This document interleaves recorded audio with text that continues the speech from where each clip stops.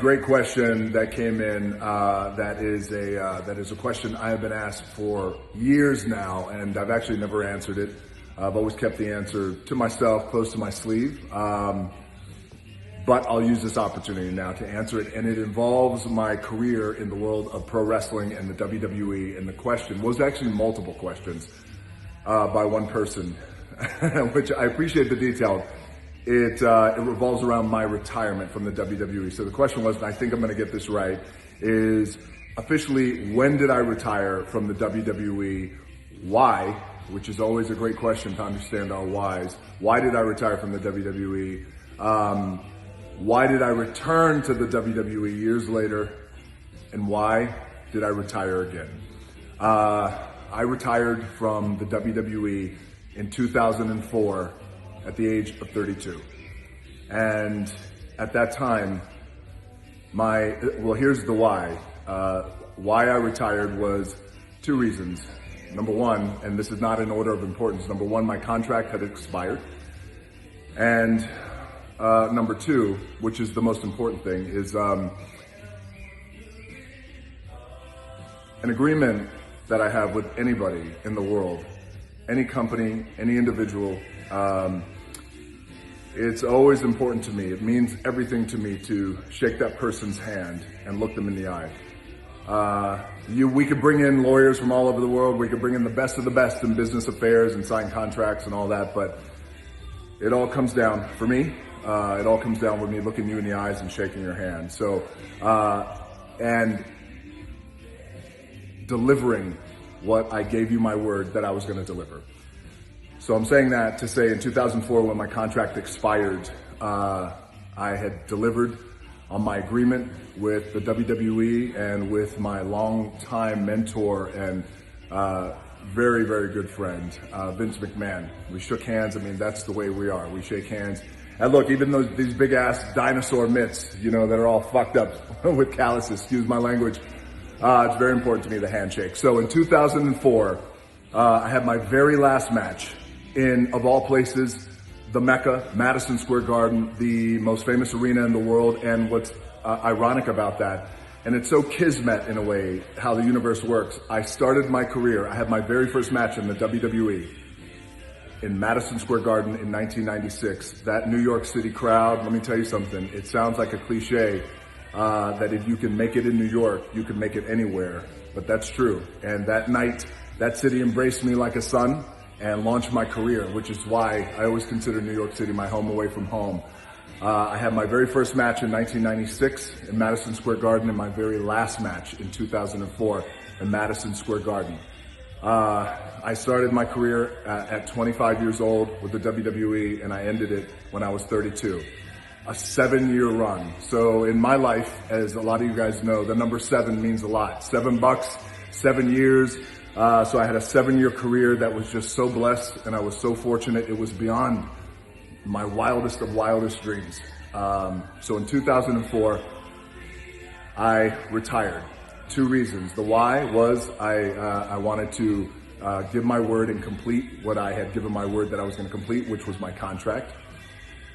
The other reason why, and again, this is why in life it's so important that we identify our whys on why we do things. And once we identify that, it's like a shift and click moment for all of us.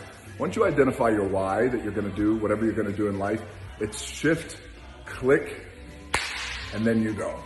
And then the power in that, when you have that kind of clarity for the why. So I had a philosophy when I was 32 at that time, and I couldn't share it with a lot of people because a lot of people would have thought you are out of your, excuse my language, you're out of your fucking mind for leaving the WWE and retiring. Why? Because I was on top. I was the biggest #1 draw in professional wrestling in the WWE, and I was quietly retiring. Again, my contract had ended, but my philosophy, my strategy at that time was, I'm in a world of pro wrestling that I grew up in, and I have a long lineage of my dad, my grandfather. I have, wrestlers, a long line of wrestlers. I come from a long line of pro wrestlers, proud, crazy pro wrestlers, and I have such a love and reverence for the world of professional wrestling. I felt like at 32 years old, my Hollywood career was just getting started, if I can leave and quietly retire from this world that I love so much, and I know it was a hard thing for a lot of people to swallow, this philosophy, if I could leave and become successful in Hollywood and become successful outside of the world of professional wrestling, of the world of WWE, when I mean successful, like my ambition was, I wanted global success. I wanted to have global influence in a very, very real and powerful way. That was my goal. And by the way, in all likelihood, I was going to fail because the odds are always against somebody when you go to Hollywood, and especially under those circumstances. So the thought was that if I could go and if I could have success outside of the world of wrestling, and then years later, and I knew it was going to take years, if I was fortunate enough to have this kind of success, then come back to the world of the WWE. But this time as a global entity, this time I could help bring a greater value to the company of the WWE. And not only that, but also bring a greater value to the locker room and to the men and the women who just sacrifice and commit so much of their life to this business. And I thought if I could come back as a greater asset, then it would pay off in so many ways across the board. And again, you never know how these things are going to work out. That was a long-term goal that I had. I quietly retired in 2004. I said goodbye to Vince McMahon, gave him a big hug, and I was on my way. And by the way, I should say he completely supported it too, by the way. He said I was crazy. I said, well, we're both crazy, so it keeps us from going insane. I called Vince McMahon. We spoke in 2011, and I said, I think it's time. And he goes, I think it's time too. We mapped out a plan to come back and have a series of matches, come back out of retirement. So in 2012, I had my very first match. I had a series of 4 matches when I returned to the WWE. By the way, the crowd embraced me, the WWE universe embraced me, the locker room embraced me, the company, and I was really, really so excited because this is it. This is my opportunity to give back to something that was so good to me, this world of pro wrestling. So I come back, I had my first match in 2012 in Madison Square Garden, no less, an incredible night. And then the company, a few months later, the company puts the WWE Championship on me, so I become WWE Champion. And now again, keep in mind, we have a big strategy, a big lead up to main event 2 WrestleManias back to back. And it was with a buddy of mine, John Cena. And John and I agreed on what we were going to do. And again, you never know how these things are going to turn out. So I was a little anxious, a little nervous. I was so confident. You know, I felt like I had my fastball. I was still kicking ass, and we're going to have a great match. I had my cardio, my conditioning, everything felt great. We go into WrestleMania, and this is the telltale sign if this strategy worked. For me, almost 10 years, I went away, built my career to come back, and it all boils down to this. WrestleMania in Miami, my hometown, my family was there. We sold out that stadium. I am blessed to have the main event with John Cena. We have the match. I go over, and in wrestling terms, going over means I won. Afterwards, go home, and a few days later, I get a call from Vince McMahon, and he said, "What are you doing?" I said, "Well, I'm driving."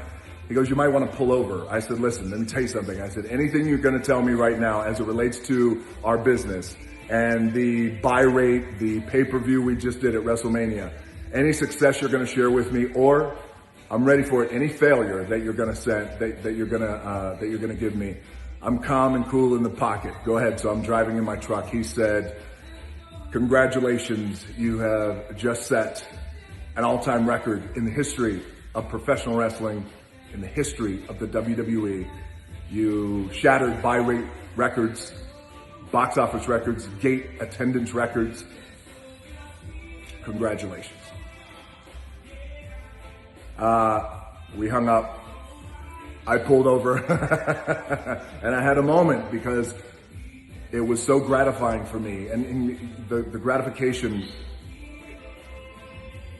was I knew that this was the way I can give back to this business And I also knew, the effect of that is the tentacles that it affects the company, brings value to the company, changes the perception of the WWE, and also it increases the paychecks of everybody in the locker room. And that's the bottom line. The main thing is always to keep the main thing, and the main thing is money, and to make money.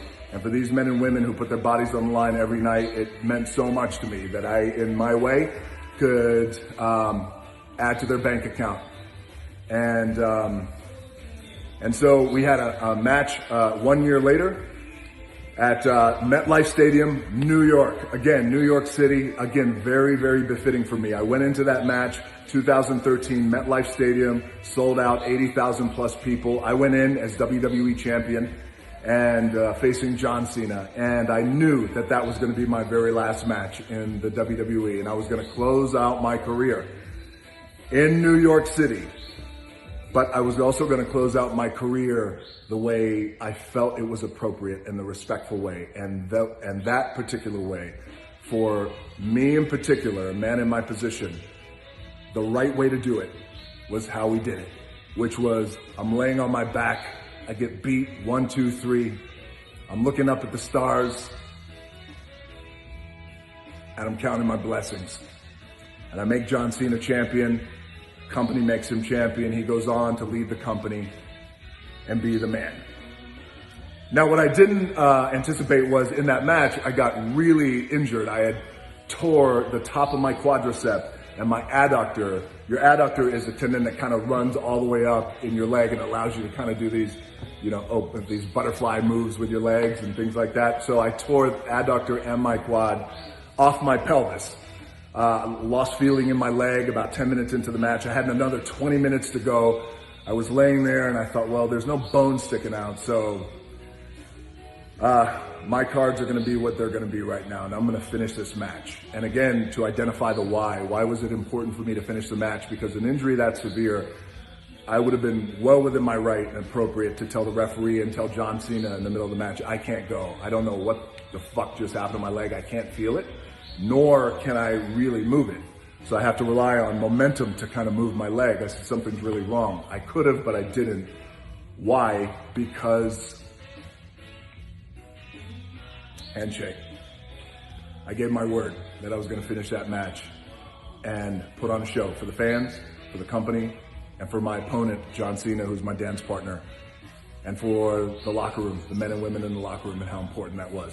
So, there's that old saying, you either come back with your shield or you come back on it. I came back on mine, finished the match. And I was so at peace to know that that was my very last match. So this is 13 and a half minutes of your life you're never gonna get back. That is that's the big, when did you retire and why did you retire? Questions that have been burning in the WWE universe and so many people around the world. So that is it. And was I emotional about it? No, I was so at peace because again, I gave back to a business that I love, and that's the way I give back. Will I go back for another match? I could. You never say never. Never say no in WWE, but I enjoy my role now of going out and continuing to build my career outside of wrestling and continuing to have a greater global influence and a power outside of wrestling, and come back in when I can, hit my music. If you smell, hit the top rope, do that, raise that eyebrow, hit somebody with a rock bottom of people's elbow, talk shit on the mic, have a blast. The crowd goes bananas. And I say, I'll see you down the road. And I'll see you guys down the road. Most importantly, hope you guys had a great weekend. Stay healthy, stay safe, stay sane. And, we are slowly getting back out there. So we will rise again. Thank you guys for all your questions. I appreciate it, and I appreciate you. See you down the road.